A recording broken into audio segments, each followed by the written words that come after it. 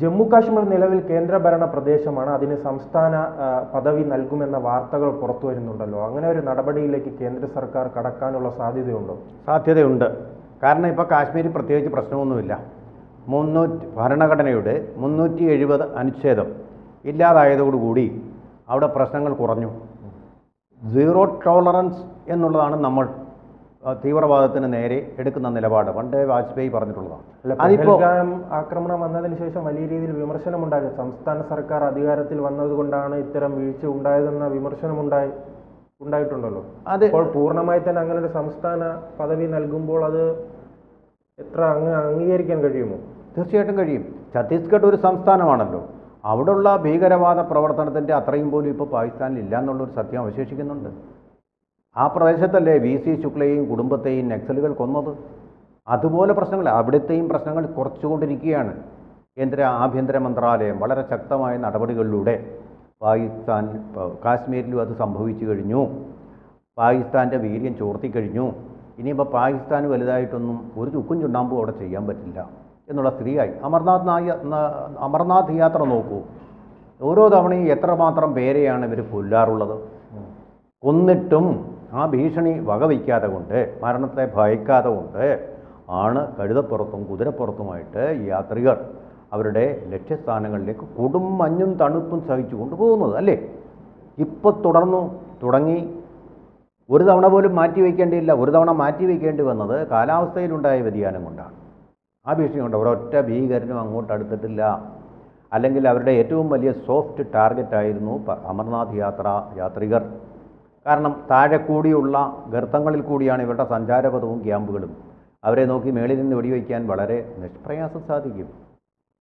അങ്ങനെയുള്ള സംഭവങ്ങൾ ഈ പ്രാവശ്യം ഉണ്ടായോ? ഒരൊറ്റ റിപ്പോർട്ട് ഞാനിതുവരെ കണ്ടിട്ടില്ല. കഴിഞ്ഞ ദിവസം പൂഞ്ചിലെ വെടിവെച്ചു. അപ്പോൾ അതിന് മറുപടി പട്ടാളം കൊടുക്കുക തന്നെ ചെയ്തു. ഒരു അതിർത്തി സംസ്ഥാനത്ത് എപ്പോഴും പ്രശ്നങ്ങൾ കാണും കേട്ടോ. ഭീകരവാദം കൂടാതെ അതിർത്തിയിൽ നിന്നുള്ള ഭീഷണികൾ വരും. അത് രാജസ്ഥാനിലുണ്ട്, എല്ലാ പ്രദേശങ്ങളിലും അതുണ്ടാവും. ബംഗാളിലുണ്ട്. അതിർത്തിയിൽ നിന്നുള്ള നുഴഞ്ഞുകയറ്റമാണ്, അനധികൃത നുഴഞ്ഞുകയറ്റം, കുടിയേറ്റം. ഇതൊക്കെയാണ് ഇവിടെ പ്രശ്നം. രോഹിംഗ്യ അങ്ങനെയുള്ള പ്രശ്നങ്ങളുണ്ടാവും. പ്രശ്ന കലുഷിതമല്ല പക്ഷേ ഇപ്പോൾ ജമ്മു കാശ്മീർ എന്ന് മാത്രമല്ല, പഹൽഗാം ഭീകരവാദത്തെക്കുറിച്ച് ശ്രീജിത്ത് പറഞ്ഞു. അവിടുത്തെ ഇൻ്റലിജൻസ് ഫെയിലുവർ എന്നൊക്കെ പറഞ്ഞു. അങ്ങനെയല്ല സംഭവിച്ചത്. പഹൽഗാം എന്ന് പറയുന്നത് അവിടുത്തെ ടൂറിസം നടക്കേണ്ട സീസണ് ഒരു മാസം മുമ്പേ അവിടെ ആരംഭിച്ചു. ആരാരംഭിച്ചത്? സംസ്ഥാന മുഖ്യമന്ത്രിയായിട്ടുള്ള ഒമർ അബ്ദുള്ളയാണ് ആരംഭിച്ചത്. സാധാരണഗതിയിലെ ഭീകരത ഉള്ള ഒരു സംസ്ഥാനമാകുമ്പോൾ അല്ലെങ്കിലും കേന്ദ്രത്തെ അറിയിക്കേണ്ടതാണ്. അതിർത്തി സംസ്ഥാനമാകുമ്പോൾ ഞങ്ങളിങ്ങനെ തുടങ്ങാൻ പോവുകയാണ് എന്നുള്ളത് അറിയിച്ചിട്ടില്ല. അറിയിച്ചിരുന്നുവെങ്കിൽ കേന്ദ്രസേനയെ അവിടെ വിന്യസിക്കുമായിരുന്നു. ഒരറിയിപ്പ് കിട്ടിയില്ല. അതിൻ്റെ ഫലമായിട്ടുണ്ടായ ദുരന്തമാണ് പഹൽഗാമിൽ നടന്നത്. ഇത് അസംബ്ലിയിൽ രേഖാമൂലം മുഖ്യമന്ത്രിയായ ഒമർ അബ്ദുള്ള സമ്മതിച്ചതുമാണ്. തൻ്റെ മിസ്റ്റേക്കാണ്, ഇത് ഇൻ്റലിജൻസ് ഫെയിലുവർ അല്ല. അതാണ് ഇതിന്റെ പ്രധാനപ്പെട്ട പ്രശ്നം. അങ്ങനെ ഒരു പ്രശ്നം നിലനിൽക്കുന്ന ഒരു സംസ്ഥാനത്തിന് പൂർണ്ണമായ എല്ലാ അധികാരവും അങ്ങ് കൈനീട്ടി കൊടുക്കുന്നത് ശരിയാണ്? പ്രത്യേക അവകാശമില്ലല്ലോ. 370 വകുപ്പില്ല. അവർക്ക് സ്വന്തമായിട്ട് തീരുമാനമെടുക്കാൻ പറ്റില്ല. എല്ലാം കേന്ദ്രത്തിൻ്റെ കയ്യിലായിരിക്കും. ഒരൊറ്റ നിമിഷം മതി ഗവർണർക്ക് അവിടുത്തെ മന്ത്രിസഭയെ മാറ്റിക്കൊണ്ട് പുതിയ ഭരണാധികാരിയായിട്ട് ചുമതലയേക്കാൻ. കേന്ദ്രത്തിന് രാഷ്ട്രപതിക്ക് അത് തീരുമാനിക്കാം. അപ്പോൾ അതുകൊണ്ട് ആ തടസ്സങ്ങളൊന്നുമില്ല. എന്തെങ്കിലും പ്രശ്നം ഉണ്ടായി കഴിഞ്ഞാൽ അപ്പോൾ അത് അങ്ങനെ തന്നെ ചെയ്യും. ഇപ്പോൾ അങ്ങനെയാണല്ലോ, മണിപ്പൂരിൽ അങ്ങനെയാണല്ലോ, ഗവർണറുടെ ഭരണമല്ലേ നടക്കുന്നത്. അപ്പോൾ അതിലേക്ക് ഒന്ന് മാറാൻ വേണ്ടിയിട്ട് അധികം സമയമൊന്നും എടുക്കില്ല. അത് പെട്ടെന്ന് തന്നെ നടക്കുന്ന സംഭവമാണ്. അപ്പോൾ ചരട് കടിഞ്ഞാൺ എപ്പോഴും കേന്ദ്ര ഗവൺമെൻറ്റിൻ്റെ കയ്യിൽ തന്നെ ഉണ്ട്. കാരണം പ്രത്യേക അവകാശമില്ലാത്തതുകൊണ്ട്. അല്ലെങ്കിൽ കാശ്മീരിലെ അസംബ്ലിയും കൂടെ അത് അംഗീകരിക്കേണ്ടതായിട്ട് വരും. അവിടെ ഒരു കോൺഫ്ലിക്റ്റ് വരും, പ്രതിസന്ധി വരും, ഭരണഘടനാ പ്രതിസന്ധി. അതെന്തിൻ്റെയാണ് വരുന്നത്? പ്രത്യേക അവകാശമുള്ളതിൻ്റെ ആ പ്രതിസന്ധി വരുന്നില്ല. എന്ന് മാത്രമല്ല, സുപ്രീം കോടതിയിൽ കേന്ദ്ര ഗവൺമെൻറ് സമ്മതിച്ചിട്ടുള്ളതാണ് ഇവിടെ ഒരു പ്രത്യേക സംസ്ഥാനമാക്കി തന്നെ നിലനിർത്തുമെന്നുള്ളത്. അപ്പോൾ സുപ്രീം കോടതി പറഞ്ഞത് ഈ സംസ്ഥാന പദവി റദ്ദാക്കിയ തീരുമാനം അവർ അംഗീകരിച്ചു. അതാണ് ഫസ്റ്റ് വിജയം കേന്ദ്ര ഗവൺമെൻറ്റിൻ്റെ. അത് കഴിഞ്ഞിട്ട് അവർ പറഞ്ഞു ഇത് സമയബന്ധിതമായിട്ട് അത് പുനഃസ്ഥാപിക്കണമെന്ന്. അപ്പോൾ കേന്ദ്ര ഗവൺമെൻറ്റിൻ്റെ സോളിസിറ്റർ ജനറൽ അവിടെ സമ്മതിച്ചു, അതങ്ങനെ തന്നെ ചെയ്യും. അത് സമയബന്ധിതമെന്ന് പറഞ്ഞത് 10 വർഷത്തിനകം എന്നാണ് ഉദ്ദേശിച്ചത്. ഇപ്പോൾ 2019 ഈ സംസ്ഥാന പദവി ഇല്ലാതായത് അല്ലേ. ആ 2006 വർഷമായപ്പോഴത്തേക്കും അത് സംസ്ഥാന പദവിയിലേക്ക് പോവുകയാണ്. ഇപ്പോൾ പ്രക്ഷുബ്ധമാണ് പാർലമെൻറ്റ്. ഒറ്റ ദിവസം പോലും നടത്താൻ സമ്മതിക്കുന്നില്ല രാഹുൽ ഗാന്ധിയും കമ്പനിയും അവിടെ. അതിനിടയ്ക്ക് തന്നെ ഈ സമ്മേളനത്തിൽ തന്നെ ഈ ബില്ല് കൊണ്ടുവരും. ബില്ലിൻ്റെ എല്ലാ ഡ്രാഫ്റ്റും കരട് എല്ലാം പൂർത്തിയായിരിക്കുന്നു എന്നാണ് നമുക്ക് കിട്ടുന്ന വിവരം.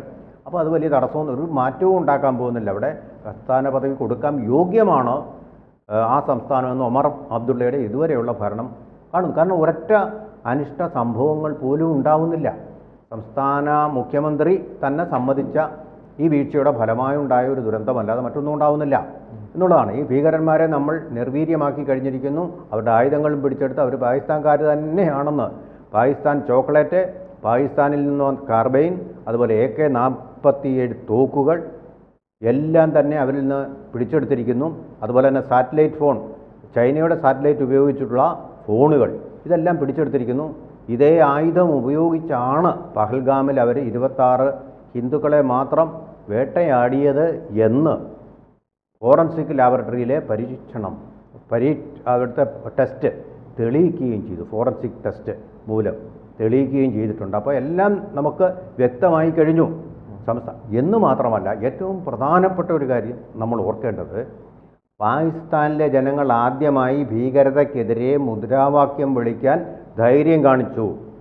പർദ്ദയിട്ട കശ്മീരി സ്ത്രീകൾ പോലും പാകിസ്ഥാൻ മുർദാബാദ് എന്ന് വിളിച്ചുകൊണ്ട് തെരുവിലിറങ്ങാൻ ധൈര്യം കാട്ടി. അതുവരെ ഇന്ത്യൻ പട്ടാളത്തിന് നേരെ കല്ലെറിഞ്ഞിരുന്ന കാശ്മീരികൾ ഇപ്പോൾ കാശ്മീരിയത്ത് അവിടെ പുനഃസ്ഥാപിച്ചിരിക്കുന്നു. സത്യം കണ്ണു തുറന്ന് കാണാൻ തുടങ്ങിയിരിക്കുന്നു. ആ ഒരു അന്തരീക്ഷം എന്ന് പറഞ്ഞാൽ ഏറ്റവും പറ്റിയ അന്തരീക്ഷമാണ്. ഇപ്പോൾ നോക്കൂ, ആപ്പിൾ, കാശ്മീർ ആപ്പിൾ ഇപ്പോൾ നിങ്ങൾക്ക് കേരളത്തിലെ കടകളിൽ പോയി കഴിക്കാം.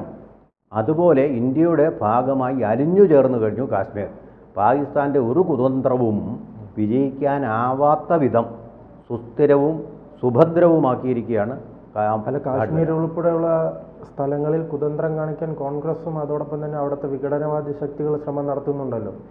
ശരിക്കും കാശ്മീരി ഭീകരവാദിയേക്കാൾ വലിയൊരു ഭീഷണി എന്ന് പറയുന്നത് ഈ രാഹുൽ ഗാന്ധിയാണ്. ഇന്ത്യക്ക് ഏറ്റവും വലിയ ഭീഷണി എന്ന് പറയുന്നത്. അകത്തിരുന്നു കൊണ്ട് ഒരു ദേശീയ ബോധമുള്ള, ദേശീയ സ്നേഹമുള്ള ആൾ എന്ന് പറഞ്ഞ് മുഹബത്ത് കി ദുഃഖാൻ തുറന്നുകൊണ്ട്, സ്നേഹത്തിൻ്റെ കട തുറന്നുവെന്ന് പറഞ്ഞുകൊണ്ട് വിദ്വേഷത്തിൻ്റെ, വർഗീയതയുടെ പ്രചാരകനായിട്ട്, ഇന്ത്യാവിരുദ്ധതയുടെ, ഹിന്ദുവിരുദ്ധതയുടെ പ്രചാരകനായിട്ട് സ്വയം മാറിയിരിക്കുകയാണ്. കാശ്മീരി ഭീകരവാദികളെക്കാളിലും തരംതാണ ഭീരുത്വത്തിൻ്റെ ഉടമയായിട്ടുള്ള രാഹുൽ ഗാന്ധി എന്നുള്ളത് മാത്രമാണ്. അത് നമുക്കൊന്നും ചെയ്യാൻ പറ്റാത്ത കാര്യമാണ് ജനാധിപത്യ രാജ്യമായതുകൊണ്ട്. വേറെ ഏതെങ്കിലും ഒരു രാജ്യം, പാകിസ്ഥാനോ അല്ലെങ്കിൽ ചൈനയോ ആയിരുന്നെങ്കിൽ എന്നേ ഇദ്ദേഹം രാഷ്ട്രീയ രംഗത്ത് നിന്ന് തിരോഭവിച്ചു പോയേനെ, നമുക്കറിയാത്ത അജ്ഞാതമായ കാരണങ്ങളാൽ.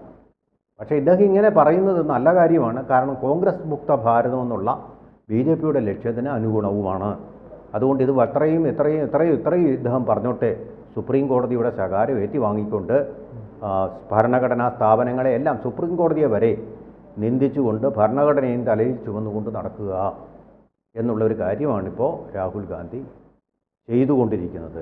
കുങ്കുമത്തിൻ്റെ ഗന്ധമറിയാതെ കുങ്കുമം ചുമക്കും പോലെ ഗർദഭം എന്ന് ഊന്താനം പറഞ്ഞത് അന്വർത്ഥമാക്കുന്ന ഒരു രാഷ്ട്രീയ യാത്രയാണ്, ഭാരത് ജോഡോ യാത്രയല്ല ഇപ്പോൾ രാഹുൽ ഗാന്ധി നടത്തിക്കൊണ്ടിരിക്കുക. കുങ്കുമം എന്നുള്ള ഏറ്റവും പ്രസക്തമായ വാക്കാണ്. കുങ്കുമത്തിൻ്റെ താഴ്വരയെന്നാണ് കാശ്മീർ അറിയപ്പെടുന്നത്.